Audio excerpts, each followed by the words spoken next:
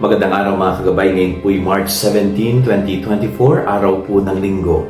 At napakaganda po ng ating ebanghelyo. Sabi ng Panginoon, namamalaging nag-iisa ang butil ng trigo kung hindi ito namamatay pagkahulog sa lupa.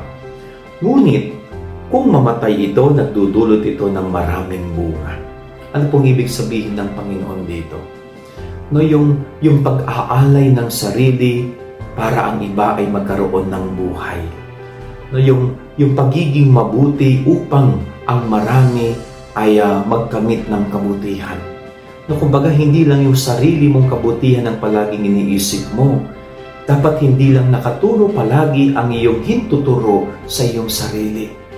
Kundi sana ang iyong sarili, ang iyong buhay ay nagiging daan para ang iyong kapwa, ang iyong maraming kapwa ay magkaroon din ng buhay at magkaroon din ng kabutihan sa kanilang pamumuhay.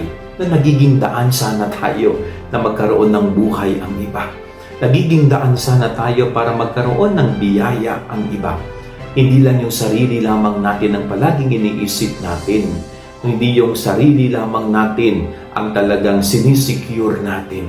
Dahil kapag ganun ang ugali natin, mamamatay tayo na walang kaganapan ng buhay. Pag sarili lang iniisip mo, mamamatay ka sa sarili mo lamang. Kaya nga diba sabi ng isang popular na kanta, walang sinuman ang nabubuhay para sa sarili lamang. So ang kaganapan ng buhay ay kapag nagawa mong ialay din ito sa iyong kapwa-tao.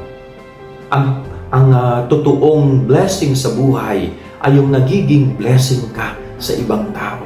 Nagiging daluyan ka ng kabutihan at biyaya ng Diyos sa iyong kapwa. Yan ang ating gabay aral ngayong maghapon. God bless po sa inyo lahat. Pagpalain kayo ng Panginoon.